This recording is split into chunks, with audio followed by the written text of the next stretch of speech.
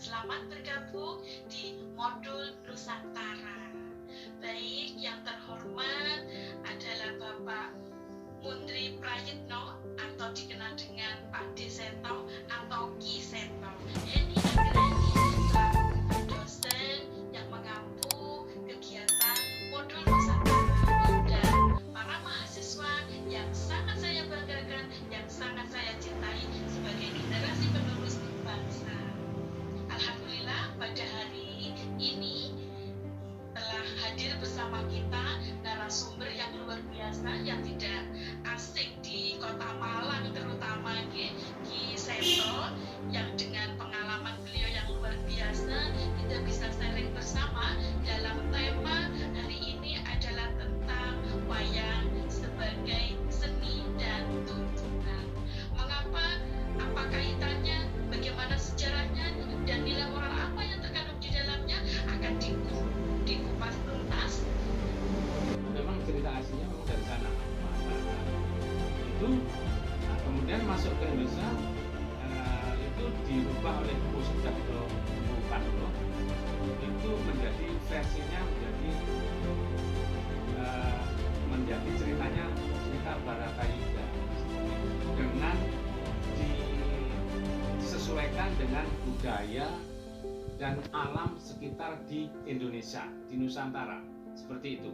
Jadi makanya cerita di wayang itu tidak ada Mahabharata, tapi namanya berubah menjadi Baratayuda, seperti itu. Kemudian yang dari India ada Mahabharata dan versi Ramayana, itu kan dua versi yang sangat berbeda, artinya dua berbeda, tidak ada kaitannya, tidak ada sambungannya, tapi akhirnya di Indonesia di seri wayang itu antara Ramayana dengan Baratayuda itu disambung, ceritanya disambung gitu. Jadi pertama Ramayana dulu, akhirnya menyambung ke Baratayuda. Nah itulah ahlinya para leluhur kita dari hukum kita itu bisa mengadopsi cerita antara Mahabharata dengan Ramayana jadi suatu cerita, yaitu Ramayana dan Baratayuda yang akhirnya di dalam bentuk media ya, seperti itu. Nah baik, itu sekilas masalah wayang antara Ramayana dengan Baratayuda bisa kita kolaborasi dari suatu bentuk cerita, tentunya disesuaikan dengan alam sekitar Nusantara seperti itu. Nanti ada Gunung Mahameru, ada gunung apa yang semuanya ada di Pulau Jawa seperti itu.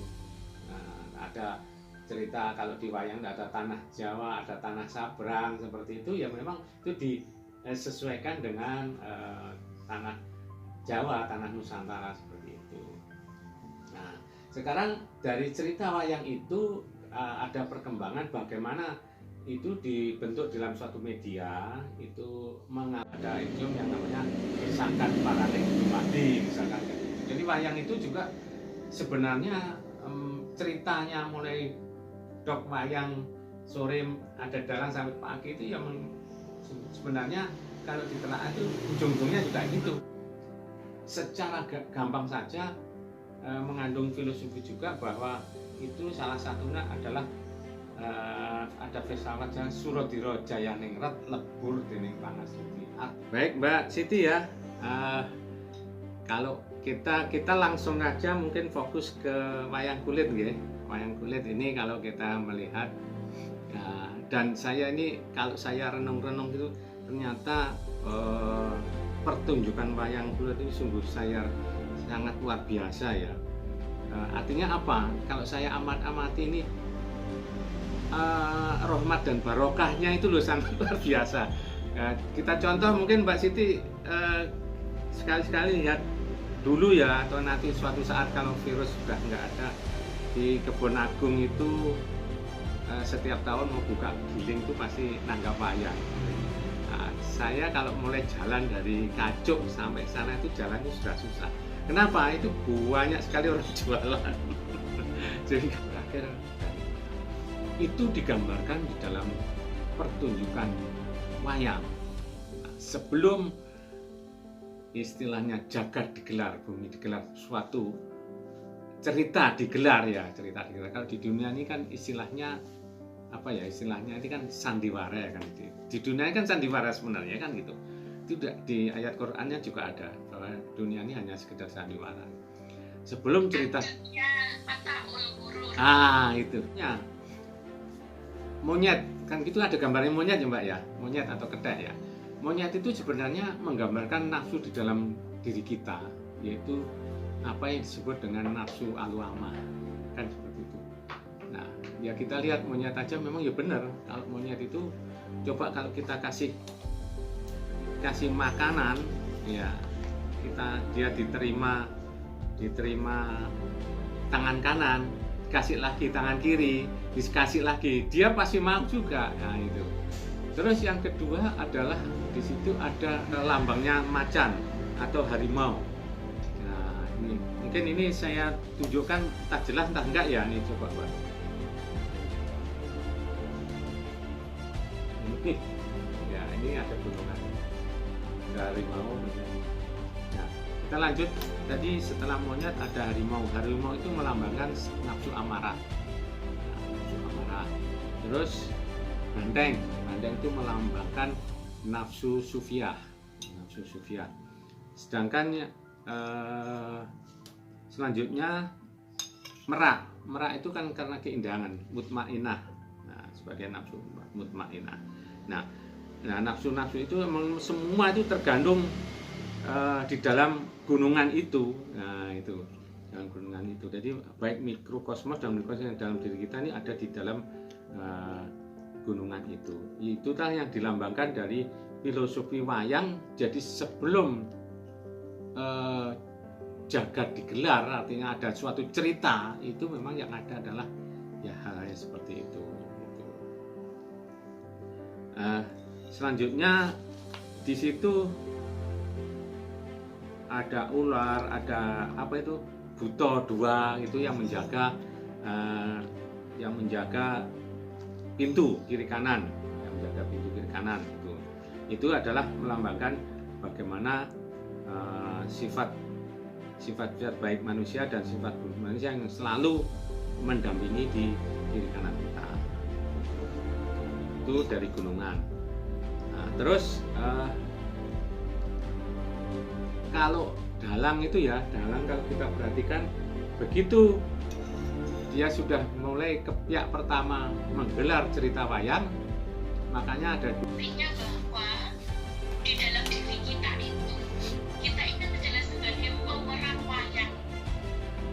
wayang yang sudah dibekali oleh Yang Maha Kuasa atau Gusti Allah itu dengan ilustrasi contoh binatang-binatang yang ada pada gunungan, dan sifat-sifat itu melekat pada diri kita. Instrumen musik yang namanya gamelan kan seperti itu. Nah salah satu pelengkap gamelan itu adalah memang adanya sinden atau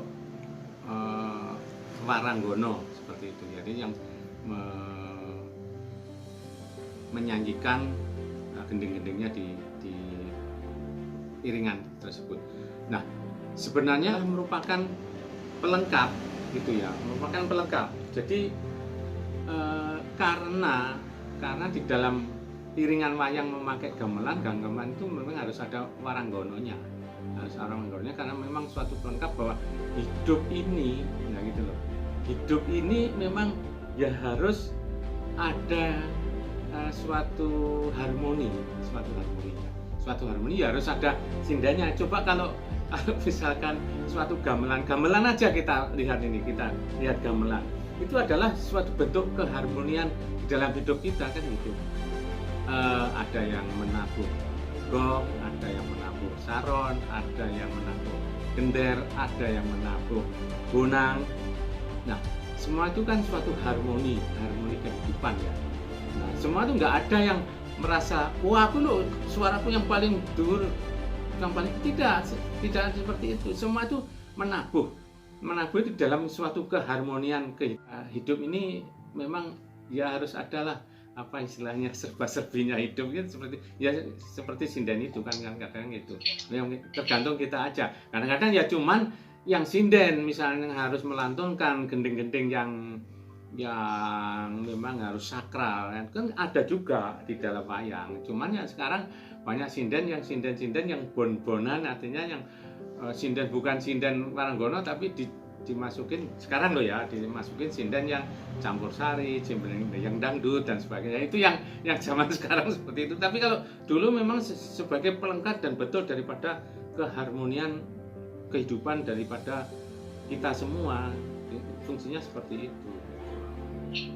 Menyambung apa yang disampaikan oleh Pak Diseto tentang harmoni kehidupan, bahwa di dalam gending-gending itu ada suara lantunan.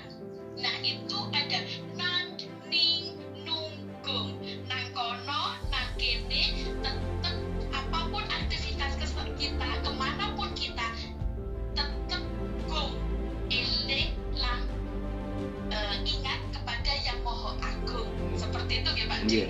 Itu mungkin dari saya sendiri Pak Dik dan teman-teman. Jadi apapun aktivitas kita, apapun kegiatan kita, ketika kita melaksanakan, kita sebenarnya kita mau ke sana kemari melakukan aktivitas, melakukan peran kita di dunia ini, apapun peran yang kita laksanakan, apakah nong, ulon, ngetan, kita tetap nggak apa-apa, yang penting nunggung, harus ingat kepada Gusti Kang Maha Agung. Baik, seperti itu Pak Dik dan teman-teman semuanya. Tiba saatnya kita akan untuk menambah kehangatan kita di pagi hari ini. Silakan teman-teman, kita akan berdiskusi bersama. Ya, di dalam pakem jalan itu kadang-kadang pakem yang pertama itu burungan itu ditancapkan miring ke kanan gitu. Nah nanti pas tengah malam goro-goro itu gunungan itu tegak. Nanti terakhir sudah mau akhir cerita ini gunungan itu miring ke kiri. Seto, sebenarnya di Indonesia ini juga banyak sekali berbagai macam jenis wayang ya, Bapak ya. Baik itu mungkin di Jawa itu saja mungkin beda-beda antara wayang Jawa Timuran dengan wayang Jawa Tengah, ataupun kalau di Jawa Barat itu ada wayang golek gitu ya. Iya. Ya di Sumatera itu ternyata juga ada wayang Palembang, kemudian di Kalimantan itu ada wayang Banjar gitu ya. Jadi ada wayang Banjar di setiap wilayah atau daerah itu memiliki ciri khas wayang yang berbeda-beda gitu ya Pak Dik.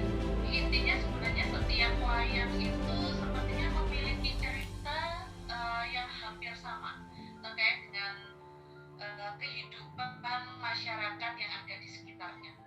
Nah, Pak D, mungkin di dalam cerita wayang sendiri itu ada kalau kita lihat lebih ke filosofi kehidupan yang banyak yang sudah dianggap. Kalau tadi diceritakan bahwa sebenarnya wayang ini asalnya dari India, tapi juga kemudian diadaptasi dengan cerita-cerita yang ada di masyarakat kita ya, masyarakat Indonesia, begitu benar ya Pak? Iya.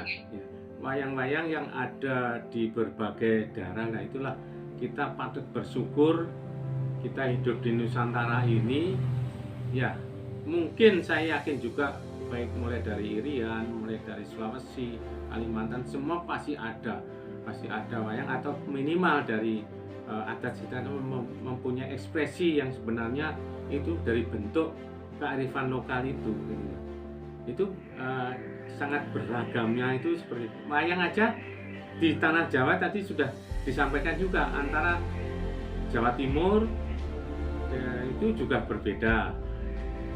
Mulai dari Blitar, Tulungagung, Kediri itu kayaknya ikut-ikut Solo kan seperti versinya.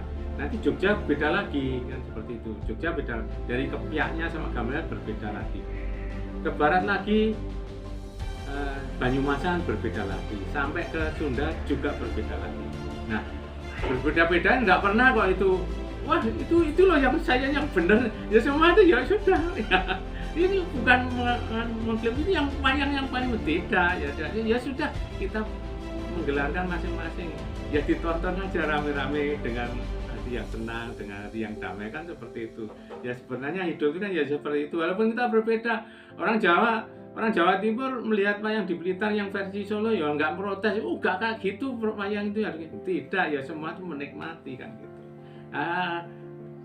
Ya ini nggak ada yang protes itu kan. Itu Jadi mungkin dari sini juga bisa kita ambil ini nilai-nilai persatuan masyarakat Indonesia gitu ya. Walaupun berbeda-beda tapi sebenarnya tetap satu jua gitu. Betul. Tetap sama seperti itu wayangnya Pak. Iya, itu. Ya, itulah. Nah, ini teman-teman. Monggo kalau ada yang ditanyakan saya akan jawab semampu saya. Nah, ini tadi saya sempat menanyakan kepada teman-teman ini tadi terkait dengan wayang.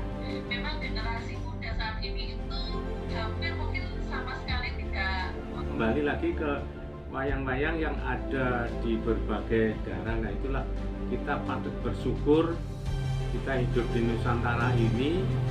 Ya, mungkin saya yakin juga baik mulai dari Irian, mulai dari Sulawesi, Kalimantan, semua pasti ada wayang atau minimal dari adat sedang mempunyai ekspresi yang sebenarnya itu dari bentuk kearifan lokal itu sangat beragamnya. Itu seperti itu. Wayang aja di tanah Jawa tadi sudah disampaikan juga, antara Jawa Timur itu juga berbeda, mulai dari Blitar, Tulungagung, Kediri itu kayaknya ikut-ikut Solo kan, seperti versinya.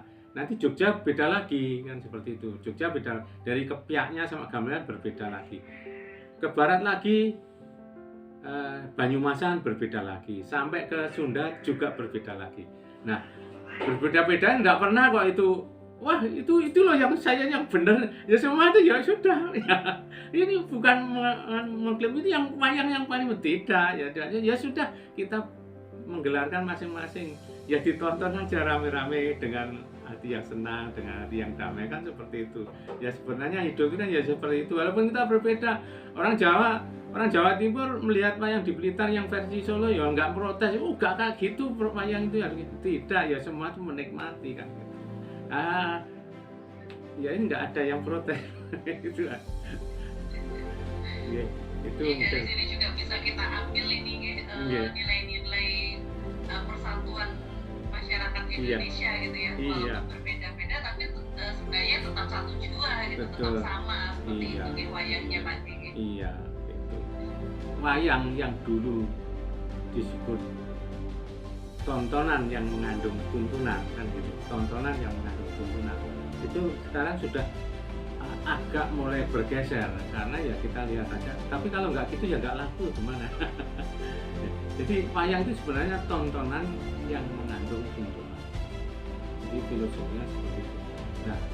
Nah bergesernya waktu, sekarang sudah banyak pakem-pakem wayang itu sudah banyak berubah. Jadi tontonan yang mengandung tuntunan.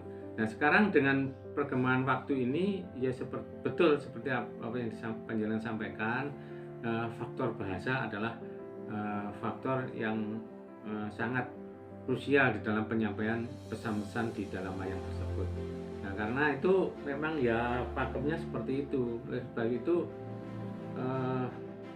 ini saya terutama di dalam ini harus punya misi itu, yaitu tadi mentransformasikan nilai-nilai ke dalam kehidupan sekarang itu bagaimana.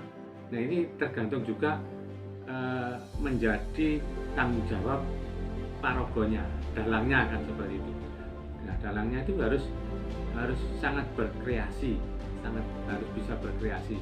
Nah, banyak kok dalang-dalang yang banyak berkreasi, artinya anak muda itu sangat senang. Jadi memang harus bisa mengambil tren-trennya, misalkan anak muda suka hal-hal yang lucu, dia mengambil hal-hal yang lucu kan gitu. Jadi ceritanya itu dibuat selucu mungkin, tapi tidak terasa hal-hal nilai-nilai bisa tersampaikan kan gitu. Jadi memang menjadi tugas yang sangat berat bagi para dalangnya itu. Banyak sekarang itu dulu semacam almarhum Ki Seno itu juga sangat komunikatif itu dengan para audien itu gitu. Banyak sekarang itu. Cuman ya memang kalau istilahnya nggak bisa berkreasi, ya akhirnya jadi tontonan yang mungkin dari setengah pertunjukan sudah buyar, artinya penonton sudah pulang semua kan gitu. Jadi kalau kita lihat kalau di Jawa sendiri atau di Jawa Timur ini pertunjukan wayang itu selalu dilakukan malam hari kayak Pak. Iya. Kalau dulu itu sebenarnya siang dan malam. Kalau dulu zaman saya kecil itu siang dan malam. Tapi sekarang lebih baik malam. Mungkin ya dari sisi teknis dan pembiayaan barangkali seperti itu. Dan sekarang makanya malam saja. Nanggap wayang itu adalah mempunyai hajat ya. Jadi yang dimaksud waktu-waktu tertentu setiap orang yang mau punya hajat, apakah itu hajat mantu, apakah hajat ulang tahun perguruan tinggi, hajat mau buka giling dan sebagainya, biasanya dia itu nanggap wayang kan gitu. Jadi waktu-waktu tertentu sesuai dengan hajat yang mau nanggap seperti itu. Jadi kalau misalkan saya pernah membaca kalau misalkan contohnya wayang kucil itu biasanya kan dilakukan ketika setiap sawah atau tahun sekali. Tapi kalau untuk seperti tadi yang disampaikan oleh Pak D bahwa kalau untuk wayang kulit memang banyak digunakan kalau sekarang di waktu-waktu khusus misalkan untuk menghibur masyarakat di Universitas Kanjuruhan Malang juga beberapa waktu yang lalu sebelum ada pandemi itu juga pernah dilakukan pertunjukan wayang gitu. Karena memang para pendiri terutama di Kanjuruhan Wayang itu sangat menyukai sekali pertunjukan wayang. Iya. Alhamdulillah tahun yang lalu ketika Pak Anom Suroto itu saya juga hadir di situ. Nah sekarang pun kalau mau praktis juga bisa sih. Artinya iringannya pakai laptop aja, wayang laptop nanti kalau lebih wayang digital. Jadi, iringannya pakai laptop lebih praktis gitu. Nah sebenarnya ini kalau membahas wayang tadi sebenarnya supaya lebih regeng ya kita wayangan juga kan gitu. Kalau tidak seperti itu nanti akan tergerus dengan zaman. Betul. Akhirnya mungkin akan malah hilang tentang seni budaya wayang. Walaupun kalau kita lihat itu di beberapa saya lihat itu banyak juga orang luar negeri itu yang belajar tentang seni wayang sendiri. Ada yang jadi sinden, sindennya itu bule-bule gitu kan yang biasanya kita lihat. Dan ini tugas yang sangat berat untuk para generasi muda ini. Jangan sampai kebudayaan atau kekayaan kita ini nantinya malah yang mengenal orang-orang luar negeri ya dibandingkan dengan generasi muda saat ini. Betul. Insya Allah mudah-mudahan perjumpaan secara virtual ini Allah izinkan untuk bisa jumpa darat. Amin. Sebagai pesan moral, nanti sebagai closing statement yang akan disampaikan oleh Pak Deseto, dan sebelumnya saya sebagai moderator akan menutup dengan sebuah lirik cuplikan Wahyu Kolosebo. Rumeksa ingsun lakoni stangga yawara kelawan meka awa kang tur angkara sanajan setan ketayangan tansah gawe rupedo hingga sing jaman. Pencerahan apa yang disampaikan oleh Pak D dapat bermanfaat bagi kita sebagai generasi muda, dan monggo Pak D bisa menyampaikan closing statement-nya atau kesimpulan nilai moral yang terkandung di dalam wayang. Dipersilahkan, monggo Pak D. Baik, terima kasih. Dan adik-adikku mahasiswa semua dari manapun Anda berada, ternyata wayang adalah budaya yang adiluhung dari budaya kita sendiri, budaya Nusantara. Oleh sebab itu mari kita lestarikan bersama-sama. Namun demikian, kalau kita melihat wayang, utamanya wayang kulit maupun wayang golek, kita tidak bisa melihat secara begitu saja. Namun demikian, karena wayang kulit itu hanya kulitnya, carilah isinya, carilah maknanya, carilah filosofinya. Begitu juga dengan wayang golek, golek ono sing apik, golek ono isine, golek ono maknane. Demikian yang dapat kami sampaikan. Wabillahi taufik wal hidayah. Wassalamualaikum warahmatullahi wabarakatuh. Waalaikumsalam warahmatullahi wabarakatuh. Terima kasih, matur nuwun sangat Pak D. Luar biasa, pesan moralnya luar biasa, matur nuwun sangat. Dan saya kembalikan lagi kepada dosen pengampu modul Nusantara, kepada Bu Heni, dipersilahkan. Baik, terima kasih Bu Mima, selaku moderator kita pada pagi hari ini. Yang pertama saya mengucapkan banyak terima kasih kepada Bapak narasumber kita, yaitu Pak Deseto, yang sudah memberikan banyak hal terkait dengan wayang tadi ya. Tentunya ini bisa memberikan banyak inspirasi untuk teman-teman semua di sini, bahwa di Indonesia itu memiliki banyak sekali kekayaan budaya yang patutnya nanti teman-teman lestarikan ya. Terutama untuk para generasi muda, silahkan nanti dilestarikan dan dikenalkan kepada generasi-generasi berikutnya. Saya ucapkan banyak terima kasih kepada Pak Deseto yang sudah meluangkan waktunya untuk terus berbagi bagi kita semua. Semoga diberikan kesehatan ya Bapak. Amin. Semoga bisa suatu saat bisa bertemu secara langsung, berdiskusi secara langsung, terutama tentang kesenian budaya yang ada di Kota Malang. Amin. Saya ucapkan terima kasih Pak D. Terima kasih banyak. Di sini saya mewakili dari kami dari Universitas Kanjuruhan Malang mengucapkan banyak terima kasih yang tidak terhingga. Bu Mimas, kami juga menyampaikan banyak terima kasih atas bantuannya menjadi moderator pada pagi hari ini. Baik, untuk kegiatan modul Nusantara kita pada pagi hari ini saya tutup sampai di sini. Terima kasih, mohon maaf atas kekurangan yang mungkin dalam kegiatan modul Nusantara. Semoga kita semua diberikan kesehatan dan dapat berjumpa di lain waktu. Terima kasih. Wassalamualaikum.